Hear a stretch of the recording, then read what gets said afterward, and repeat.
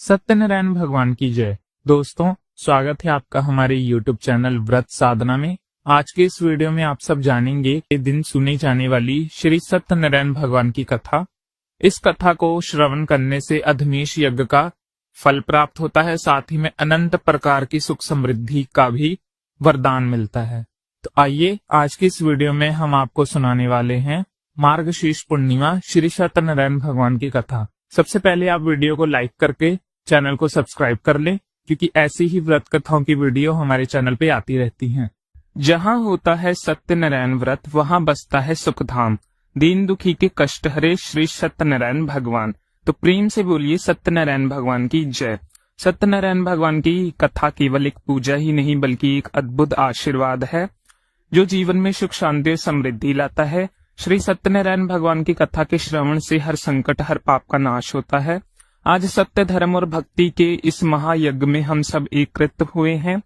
तो आइए श्री सत्यनारायण भगवान जी की इस दिव्य कथा का आरंभ करते हैं। बोलिए गणपति भगवान की जय। जय श्री सत्यनारायण भगवान की जय। कथा मैया की। कथा से पहले हम सब भगवान सत्यनारायण का ध्यान करते हैं, जिनका स्वरूप शांति से पूर्ण है, जो शेषनाग पर शयन करते हैं, जिनकी नाभि में कमल है, वह देवताओं के हैं, जो समस्त संसार का आधार है, जो आकाश के समान असीमित हैं, जिनका रंग मेघ अर्थात बादलों के समान है, और जिनका रूप शुभ है, जो कि लक्ष्मी जी के पति हैं, जिनके नेत्र कमल के समान सुंदर है, और जो योगियों के ध्यान में सदैव विराजमान रहते हैं। हम सब उन भगवान श्री विष्णु की वंदना करते हैं, जो संसार के सभी भयों का नाश करने वाले और समस्त लोगों को एकमात्र स्वामी है। तो प्रेम से बोलिए श्री सत्यनारायण भगवान की जय। जय श्री लक्ष्मी नारायण भगवान की जय। पौराणिक कथाओं की। तो पौराणिक कथाओं के अनुसार एक समय नमशरण तीर्थ में शौनक आदि 88,000 ऋषियों ने श्री सूत जी से कहा, हे प्रभु, इस कलयुग में वेद विद्या रहित मनुष्यों को प्रभु भक्ति किस प्रकार मिलेगी और उनका उद्धार कैसे होगा। हे मुनि श्रेष्ठ, कोई ऐसा तप कहिए जिससे थोड़े समय में पुण्य प्राप्त होवे और मनवांछित फल मिले। ऐसी कथा को सुनने की हमारी इच्छा है। सर्वशास्त्र ज्ञाता श्री सूत जी बोले, हे वैष्णव, मैं पूज्य आप सबने प्राणियों के हित की बात पूछी है। अब मैं उस श्रेष्ठ व्रत को आप लोगों को कहूंगा, जिस व्रत को नारद जी ने श्री लक्ष्मी नारायण भगवान से पूछा था और लक्ष्मीपति ने मुनि श्रेष्ठ नारद जी से कहा था। सो ध्यान पूर्वक सुने। एक समय योगी राज नारद जी दूसरे के हित की इच्छा में अनेक लोकों में घूमते हुए मृत्यु लोक में आ पहुंचे। यहाँ अनेक योनियों में जन्म हुए प्राय सभी मनुष्य को अपने कर्मों के अनुसार अनेक दुखों से पीड़ित देखकर सोचा कि इस यत्न के करने से निश्चय ही प्राणियों के दुखों का नाश हो सकेगा। ऐसा मन में सोचकर देव ऋषि मुनि श्री विष्णु लोग गए और वहां श्रेष्ठ वर्णर और चारों भुजाओं वाले देवाओं को इस नारायण को देखकर, जिनके हाथ में शंख चक्र गदा और पक्ष थे तथा वरमाला पहने हुए थे, स्तुति करने लगे, हे भगवान, आप अत्यंत शक्ति से संपन्न हैं। मन तथा वाणी भी आपको कोई नहीं पा सकता। आपका आदि मध्य अंत भी नहीं है। आप निगुण स्वरूप सृष्टि के आदि हैं। भूत और भक्ति के सभी दुखों को नष्ट करने वाले हो। आपको मेरा नमस्कार। नारद जी इस प्रकार की स्तुति सुनकर भगवान श्री विष्णु बोले, मुनि श्रेष्ठ, आपके मन में क्या है? आपका किस काम के लिए आगमन हुआ है? निसंचेह कहिए। तब नारद मुनि बोले, प्रभु, मृत्यु लोक में सब मनुष्य जो अनेक योनियों में पैदा हुए हैं, अपने अपने कर्मों के द्वारा अनेक प्रकार के दुखों से दुखी हो रहे हैं। नारद, यदि आप मुझ पर दया रखें तो बतलाइए कि उन मनुष्यों के सब दुख थोड़े थोड़े से ही प्रयत्नों से कैसे दूर हो सकते हैं। तब श्री विष्णु भगवान जी बोले, हे नारद, मनुष्य की भलाई के लिए तुमने बहुत अच्छी बात पूछी है। जिस काम के करने से मनुष्य मोह से छूट जाता है, वह मैं कहता हूँ, सुनो। बहुत पुण्य देने वाला, स्वर्ग तथा मृत्यु लोक दोनों में दुर्लभ एक अत्यंत उत्तम व्रत है। आज मैं प्रेमवश होकर तुमसे कहता हूँ, श्री सत्यनारायण भगवान का ये व्रत अच्छी तरह विधि पूर्वक करके मनुष्य धरती पर आयु प्रयत सुख भोग कर मरने पर मोक्ष को प्राप्त होता है। श्री भगवान ने वचन सुनकर नारद मुनि बोले, हे भगवान, उस व्रत का फल क्या है, क्या विधान है और किसने ये व्रत किया है, किस दिन ये व्रत करना चाहिए, विस्तार पूर्वक कहिए। भगवान विष्णु बोले, हे नारद, दुख शोक आदि को दूर करने वाला, धन धान्य को बढ़ाने वाला, सौभाग्य तथा संतान का फल देने वाला ये व्रत सब स्थान पर विजय करने वाला है। भक्ति और श्रद्धा के साथ किसी भी दिन मनुष्य श्री सत्यनारायण की प्रातःकाल के समय ब्राह्मणों और बंधुओं के साथ धर्म परायण होकर पूजा करे। भक्ति भाव से नैवेद्य केले का फल, शहद, घी, दूध, गेहूं का आटा, सवाया लेवे, गेहूं के अभाव में साठी का चूरन भी ले सकते हैं और सब पदार्थों को भगवान को अर्पित कर देवें तथा बंधुओं सहित ब्राह्मणों को भोजन कराएं। इसके पश्चात संयम भोजन करें। रात्रि में नृत्य गीत आदि का योजन कर सत्यनारायण भगवान का ध्यान करते हुए समय बिताएं। इस तरह व्रत करने का मनुष्य की इच्छा निश्चय पूरी होती है। विशेष रूप से कली काल में भूमि पर यही मोक्ष का सरल उपाय है। प्रेम से बोलिए श्री सत्यनारायण भगवान की जय। जय श्री सत्यनारायण भगवान की कथा। तो श्री सत्यनारायण भगवान कथा का प्रथम अध्याय संपूर्ण। दूसरा अध्याय। श्री सूत जी बोले, ऋषियों, जिसने सबसे पहले इस व्रत को किया है उसका इतिहास कहता हूँ, ध्यान पूर्वक सुनना। सुंदर काशीपुर नगरी में एक अत्यंत निर्धन ब्राह्मण रहता था। वह भूख और प्यास से बेचैन हुआ नित्य पृथ्वी पर घूमता था। ब्राह्मणों से प्रेम करने वाले भगवान ने ब्राह्मण को दुखी देख बड़े बड़े ब्राह्मण का रूप धारकर उसके पास जाकर आदर पूर्वक पूछा, हे प्रिय, तुम नित्य दुखी होकर पृथ्वी पर क्यों घूमते हो? ब्राह्मण, ये सब मुझसे कहो, मैं सुनना चाहता हूँ। तब वह ब्राह्मण बोला, मैं निर्धन ब्राह्मण हूँ, भिक्षा के लिए पृथ्वी पर फिरता हूँ। भगवान, यदि आप इससे छुटकारा पाने का कोई उपाय जानते हैं तो कृपया करके मुझे बताइए। वृद्ध ब्राह्मण बोला, हे प्रिय, सत्यनारायण भगवान मनोवांछित फल देने वाला है, इसलिए तुम उनका पूजन करो, जिसके करने से मनुष्य सब दुखों से मुक्त हो जाता है। तब ब्राह्मण को व्रत का सारा विधान बतलाकर बूढ़े ब्राह्मण का रूप धारण करने वाले श्री सत्यनारायण भगवान वही अंतर ध्यान हो गए। जिस व्रत को वृद्ध ब्राह्मण ने बतलाया था, मैं उसका अवश्य करूंगा, ये निश्चय करके उसने रात भर नींद नहीं आई। सवेरे उठकर सत्यनारायण भगवान के व्रत का निश्चय कर वह भिक्षा के लिए चला गया। उस दिन उसको भिक्षा में बहुत सारा धन मिला, जिससे बंधु बांधव के साथ उसने सत्यनारायण भगवान का व्रत किया। वह ब्राह्मण सब दुखी से छूटकर अनेक प्रकार की संपत्तियों से युक्त हुआ। उस समय से वह ब्राह्मण हर मास व्रत करने लगा। इस तरह सत्यनारायण भगवान के व्रत को जो भी करेगा वह मनुष्य सब दुखों से छूट जाएगा। इस तरह नारद जी से सत्यनारायण भगवान का कहा हुआ ये व्रत मैंने तुमसे कहा। और तब ऋषिगण बोले, हे मुनिवर, संसार में इस ब्राह्मण से सुनकर किस किसने इस व्रत को किया, हम सब भी सुनना चाहते हैं।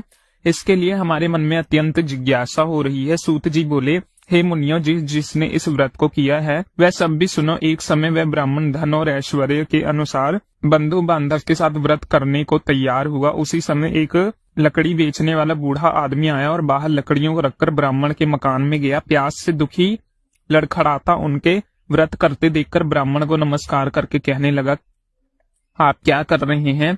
इसके करने से क्या फल मिलता है? इसके करने से मुझे भी बतलाइए। ब्राह्मण ने कहा, सब मनोरथ को पूर्ण करने वाला सत्यनारायण भगवान व्रत है। इसकी ही कृपा से मेरे यहाँ धन आदि की वृद्धि हुई है। ब्राह्मण से इस व्रत के बारे में जानकर लकड़हारा अत्यंत प्रसन्न हुआ। चरणामृत लेकर प्रसाद ग्रहण करने के बाद वह घर को गया। अगले दिन लकड़हारे ने अपने मन में इस प्रकार का संकल्प लिया, आज गांव में लकड़ी बेचने से जो धन मिलेगा उसी से सत्यनारायण भगवान का उत्तम व्रत करूंगा। ऐसे मन में निश्चय कर वह बूढ़ा आदमी लकड़ियां अपने सर पर रखकर जिस नगर में धनवान लोग रहते हैं और सुंदर नगर में गया और वहां पर उसने उन लकड़ियों का दाम पहले से चौगुना मिला। तब वह लकड़हारा दाम लेकर अति प्रसन्न होकर पके केले, शक्कर, घी, गुड़, दही और गेहूं का चूरन इत्यादि सत्यनारायण भगवान के व्रत की कुल सामग्रियों को लेकर अपने घर गए और फिर उसने अपने परिवारजनों को बुलाकर विधि के साथ भगवान का पूजन और व्रत किया। उस व्रत के प्रभाव से वह बूढ़ा लकड़हारा धन, पुत्र आदि से युक्त हुआ और संसार के समस्त दुख भोग कर अत्यंत में वैकुंठ लोक को चला गया। श्री सत्यनारायण भगवान की जय। श्री सत्यनारायण भगवान कथा का दूसरा अध्याय संपूर्ण। तीसरा अध्याय। श्री सूत जी बोले, हे श्रेष्ठ मुनि, अब आगे की कथा कहता हूँ, सुनो। उल्कामुख नामक का एक बुद्धिमान राजा राज करता था। वह सत्य वक्ता और जितेंद्रिय था। प्रतिदिन देव स्थानों पर जाता और गरीबों को धन देकर उनके कष्ट दूर करता। उसकी पत्नी कमल के समान मुख वाली और सती साध्वी थी। पुत्र प्राप्ति के लिए भद्र सलाला नदी के तट पर उन दोनों ने सत्यनारायण भगवान का व्रत किया।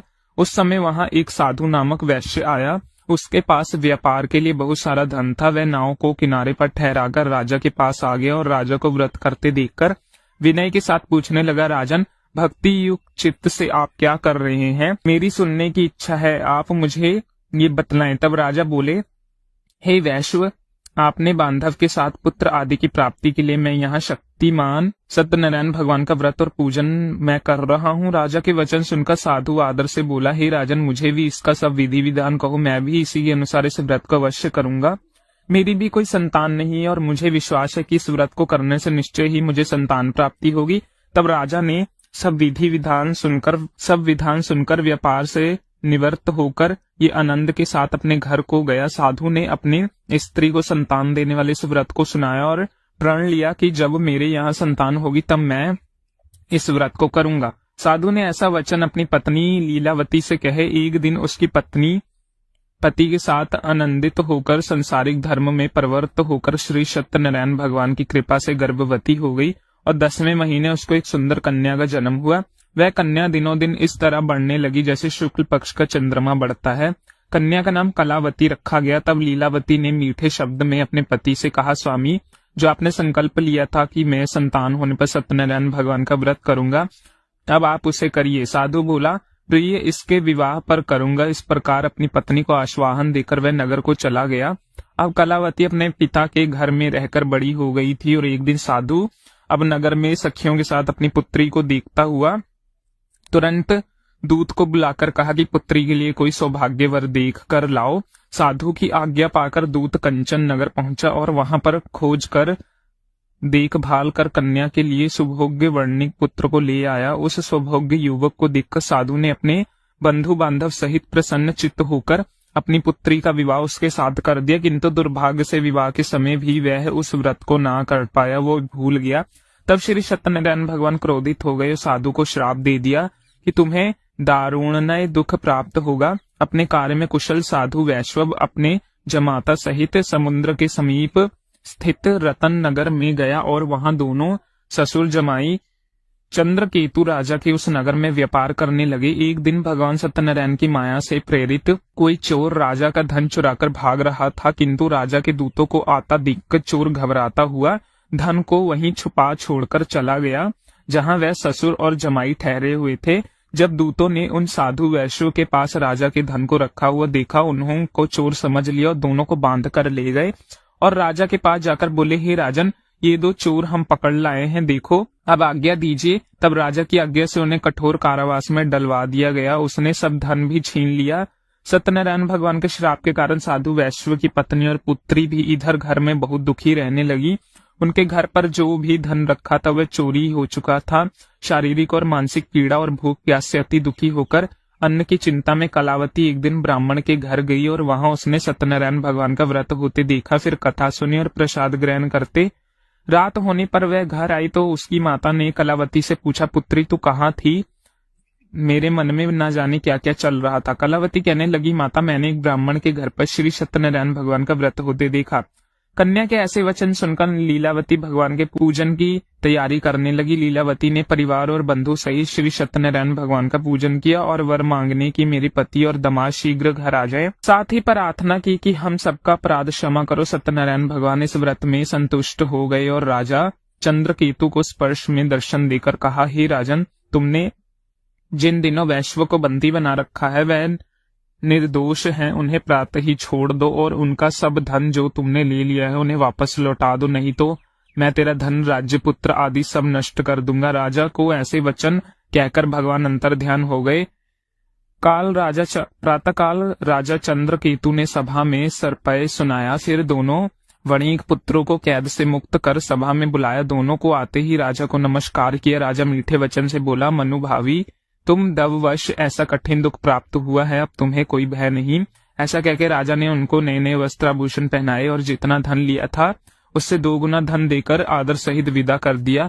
वह दोनों वैश्व अपने घर को चल दिए। सत्यनारायण भगवान की जय। श्री सत्यनारायण व्रत का 3रा अध्याय पूर्ण। 4था अध्याय। श्री सूत जी बोले, साधु बनिया मंगलचार्य कर और ब्राह्मणों को धन देकर अपनी नगरी के लिए चल पड़ा। साधु के कुछ देर दूर जाने पर इधर भगवान सत्यनारायण की उसकी सत्या की परीक्षा लेने के विषय में जिज्ञासा हुई और वह एक डंडी का वेश बनाकर उस बनिए के सामने गए और उससे, साधो तुम्हारी नाव में क्या भरा है? तब धन के मध्य में चूर दोनों महाजनों ने अवहेलवान पूर्वक हंसते हुए कहा, दंडी सन्यासी क्यों पूछ रहे हो? क्या कुछ मुद्रा लेने की इच्छा है? हमारी नाव में तो लता और पत्ते आदि भरे हैं। उनकी निष्ठुर वाणी सुनकर दंडी वेश भारी भगवान बोले, तुम्हारी बात सच हो जाए। ऐसा कहकर दंडी सन्यासी के रूप को धारण किए हुए भगवान कुछ दूर जाकर समुद्र के समीप बैठ गए। इधर दंडी के चले जाने पर नित्य क्रिया करने के बाद उतराई हुई यानी जल में ऊपर की ओर उठी हुई नौका को देखकर साधु अत्यंत आश्चर्य में पड़ गया और नाव में लता और पत्ते आदि देखकर मूर्छित होकर पृथ्वी पर गिर पड़ा। होश आने पर वार्णिक पुत्र चिंतित हो गया और उसके दामाद ने इस प्रकार कहा कि पिताजी आप शोक क्यों करते हैं? दंडी ने शाप दिया था, इस स्थिति में वही चाहे तो सब कुछ कर सकते हैं, इससे संचय नहीं, उन्हीं की शरण में हमको चलना चाहिए और वह मन की इच्छा पूर्ण होगी। दामाद की बात सुनकर वह साधु बनिया उसके पास गया और वहां डंडी को देखकर उसने भक्ति पूर्वक उन्हें प्रणाम किया तथा आदर पूर्वक कहने लगे कि आपके सुख सब मैंने जो कुछ कहा उसे अत्यस्त भाषण रूप अपराध किया है, आप कृपया कर उस अपराध को क्षमा कर दीजिए। ऐसा कहके बार बार प्रणाम करके वह महान शोक से व्याकुल हो गया। दंडी ने उस बनिया को रोता हुआ देखकर कहा, मूर्ख रो मत, मेरी बात सुनो। मेरी पूजा से उदासीन होने के कारण तथा मेरी आज्ञा से ही तुमने बार बार दुख प्राप्त किए हैं। भगवान की ऐसी वाणी सुनकर वह उनकी स्तुति करने लगा। साधु ने कहा, प्रभु ये आश्चर्य की बात है कि आपकी माया से मोहित होने के कारण ब्रह्म देवी आपके गुणों से रूपों को यथावत रूप से नहीं जान पाते, फिर मैं मूर्ख आपकी माया से मोहित होने के कारण भला कैसे जान सकता हूँ? प्रभु आप मुझ पर कृपा कीजिए और मुझ पर प्रसन्न होइए। मैं धन संपत्ति के अनुसार आपकी पूजा करूंगा और आपकी शरण में मेरा जो नौका में स्थित पूरा धन था उसकी मैं रक्षा करें। उस बनिए की भक्ति युक्त वाणी सुनकर भगवान जनार्दन संतुष्ट हुए और वहां जनार्दन उसे अभिष्ट वरदान कर वही अंतर ध्यान हो गए। इसके बाद वह साधु अपनी नौका में चढ़ा और उस धन धान्य से भरी हुई देखकर भगवान सत्यदेव की कृपा से हमारा मनोरथ सफल हो गया, ऐसा कहके सर्वजनों के साथ उसने भगवान विधिवत पूजा की। भगवान श्री सत्यनारायण की कृपा से वह आनंद पूर्वक से प्रतिपूर्ण हो गया। नाव को प्रत्येक पूर्वक संभालकर उसने अपने देश के लिए प्रस्थान किया। साधु बनिए ने अपने दामाद से कहा, नगरी दिखाई दे रही है। उसने अपने धन के रक्षक दूत को अपने आने का समाचार देने के लिए अपनी नगरी में भेजा। उसके बाद उस दूत ने नगरी में जाकर साधु की पत्नी का हाथ जोड़कर प्रणाम किया। उसके लिए अभिष्ट बात की श्रेष्ठ जी अपने दामाद और बंधु वर्ग के साथ बहुत सारे धन से संपन्न होकर नगरी के निकट पधार गए हैं। दूत के मुख के ये बात सुनकर अत्यंत आनंदित हुई साध्वी ने श्री सत्यनारायण पूजा करके अपने पति पुत्री से कहा, पुत्री मैं साधु के दर्शन करने के लिए जा रही हूँ, तुम भी जल्दी आना। माता के ऐसे वचन सुनकर व्रत को समाप्त करके प्रसाद का परित्याग करके कलावती भी अपने पति का दर्शन करने के लिए चल पड़ी। इसके बाद भगवान श्री सत्यनारायण रट हो गए और उन्हें उसके पति को तथा नौका को धन के साथ हरण करके जल में डुबा दिया। इसके बाद कलावती कन्या अपने पति को ना देखकर महान शोक से रिदून करती हुई पृथ्वी पर गिर पड़ी। नाव का दर्शन और कन्या को अत्यंत दुखी देखकर भयभीत मन से साधु बनिए ने ये सोचा, ये क्या आश्चर्य हो गया। नाव का संचालन करने वाले भी सभी चिंतित हो गए। इसके बाद वह लीलावती भी कन्या को देखकर दुखी से व्याकुल हो गई और अत्यंत दुखी से विलाप करते हुए अपने पति को इस प्रकार बोली, स्वामी अभी अभी नौका के साथ वह अध्यक्ष का कैसे हो गए, न जाने किस देवता की अपेक्षा है वह नौका हरण कर ली गई या फिर श्री सत्यनारायण के महात्म में भला कौन जान सकता है। ऐसा कहकर वे अपने परिवार जनों के साथ विलाप करने लगी और कलावती कन्या को गोद में लेकर रोने लगी। कलावती भी अपनी पति के नष्ट हो जाने पर दुखी हो गई। पति की पादुका लेकर उसने अनुगमन करने के लिए उसके मन में निश्चय किया कि कन्या के इस प्रकार के आश्चर्य को देखकर पत्नी सहित वह धर्म के साधु बनिया अत्यंत शोक व्याकुल हो गई और सोचने लगा, ये तो भगवान सत्यनारायण ने ये अपहरण किया है या फिर हम सभी भगवान सत्यदेव की माया से मोहित हो गए हैं। उस धन की शक्ति के अनुसार मैं भगवान श्री सत्यनारायण की पूजा करूंगा। तब सभी को बुलाकर इस प्रकार कहकर उसने अपने मन की इच्छा प्रकट की और बारंबार भगवान सत्यदेव और दंडवत प्रणाम किया। इससे दोनों को परिपालन भगवान सत्यदेव प्रसन्न हुए और भक्त वत्सल भगवान ने कृपा पूर्वक आकाशवाणी की कि तुम्हारी कन्या प्रसाद छोड़कर अपने पति को देखने चली गई। निश्चय ही इस कारण उसका पति अधवैश्य हो गया। यदि घर जाकर वह प्रसाद ग्रहण करके वापस आए तो साधु बनिए, तुम्हारी पुत्री पति को प्राप्त करेगी, इससे संचय नहीं। कलावती ने ये भी दिव्य आकाशवाणी सुनी तो वह शीघ्र ही अपने घर गई और उस प्रसाद को ग्रहण किया। वापस आकर उसने अपने परिवारजनों और अपने पति को भी देखा। तब कलावती कन्या ने अपने पिता से कहा कि पिताजी अब तो घर चलिए, देरी क्यों कर रहे हैं। कन्या की बात सुनकर वर्णिक पुत्र संतुष्ट हो गए। विधि विधान से भगवान सत्यनारायण का पूजा करके धन तथा बंधु बांधव के साथ अपने घर को गया। इसके बाद पूर्णिमा और संक्रांति पर्वों पे भगवान सत्यनारायण का पूजा करते हुए इस लोक में सुख भोग कर अंत में वह सत्यपुर वैकुंठ लोक को चला गया। प्रेम से बोलिए श्री सत्यनारायण भगवान की जय। श्री सत्यनारायण भगवान कथा का 4वां अध्याय पूर्ण। 5वां अध्याय। श्री सूत जी बोले, श्रेष्ठ मुनि, अब इसके बाद दूसरी कथा कहूंगा, आप लोग ध्यान पूर्वक सुनिए। अपनी प्रजा का पालन करते हुए तत्पर तंगु ध्वज नामक एक राजा था। उसने सत्यदेव के प्रसाद का परित्याग करके दुख प्राप्त किया। एक बार वह वन में बहुत से पशुओं को मारकर वट वृक्ष के नीचे आया। वहां उसने देखा कि गोप गण बंधु बांधव के साथ संतुष्ट होकर भक्ति पूर्वक भगवान सत्यदेव की पूजा कर रहे हैं। राजा ये देखकर भी अहंकार वश ना हुआ तो वह वहां गया और उनसे कहा, भगवान सत्यनारायण को प्रणाम ही किया। पूजन के बाद सभी उपकरण भगवान का प्रसाद राजा के समीप रखकर वहां से लौट आए और इच्छा अनुसार उन सभी ने भगवान का प्रसाद ग्रहण किया। इधर राजा को प्रसाद का परित्याग करने से बड़ा दुख मिला। उसका संपूर्ण धन्य धान्य और सभी 100 पुत्र नष्ट हो गए। राजा से मन में ये निश्चय किया कि अवश्य ही भगवान सत्यनारायण ने मेरा नाश कर दिया, इसके लिए मुझे वहां जाना चाहिए जहां श्री सत्यनारायण का पूजन हो रहा है। ऐसा मन में निश्चय करके गोप गणों के समीप वहां चले गए। भक्ति श्रद्धा से युक्त होकर विधि पूर्वक भगवान सत्यदेव की पूजा की। भगवान सत्यदेव की कृपा से वह पुण्य धन और पुत्रों से संपन्न हो गया। इसके बाद वह लोक में सुखी और उपभोग के अंत में सत्यपुर वैकुंठ लोक को प्राप्त हुआ। सूत जी कहते हैं कि जो व्यक्ति इस परम दुर्लभ श्री सत्यनारायण जी के व्रत को करता है, परम तथा फल प्रदायनी भगवान की कथा को भक्ति युक्त होकर सुनता है, उसे भगवान सत्यनारायण की कृपा से धन धान आदि की प्राप्ति होती है। दरिद्रता धनवान हो जाता है, बंधन में पड़ा हुआ बंधन से मुक्त हो जाता है, डरा हुआ व्यक्ति मय मुक्त हो जाता है। सत्य बात है, संचय नहीं है। इस लोक में सभी इच्छुत फल के भोग कर अंत में सत्यपुर वैकुंठ लोक चला जाता है। ब्राह्मणों के इस प्रकार मैंने लोगों से भगवान सत्यनारायण के व्रत को कहा, जिससे करके मनुष्य सभी दुखों से मुक्त हो जाते हैं। कलयुग में तो भगवान सत्यदेव की पूजा विशेष फल प्रदायनी होती है। भगवान विष्णु के कुछ ही लोग काल, कुछ लोग सत्य, कुछ लोग ईश और कुछ लोग सत्यदेव तथा दूसरे लोग सत्यनारायण नाम से कहेंगे। उनके रूप धारण करके भगवान सत्यनारायण सभी का मनोरथ सिद्ध करते हैं।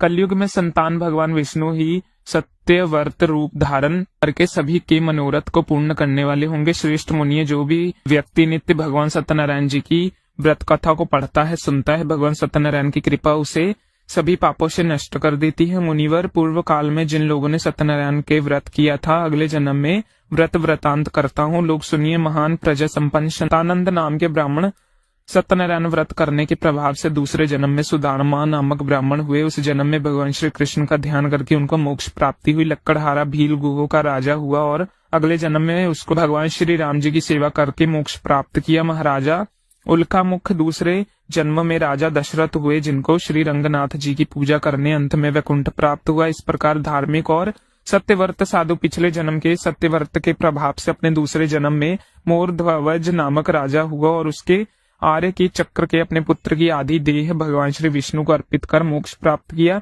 महाराजा तंगु ध्वज जमांतर में संयमभू मनु हुए और भगवत संबंधित संपूर्ण कार्यों का अनुष्ठान करके वैकुंठ लोक को प्राप्त हुआ। जो गोप गण थे वह जमांतर में ब्रजमंडल में निवास करने वाले हुए और सभी राक्षसों का संहार करके उन्होंने भगवान का साक्षात धाम गोलोक प्राप्त किया। तो प्रेम से बोलिए श्री सत्यनारायण भगवान की जय। जय श्री लक्ष्मी नारायण भगवान की जय। श्री सत्यनारायण भगवान की। कथा का 5वां अध्याय संपूर्ण। इसी के साथ कथा समाप्त होती है।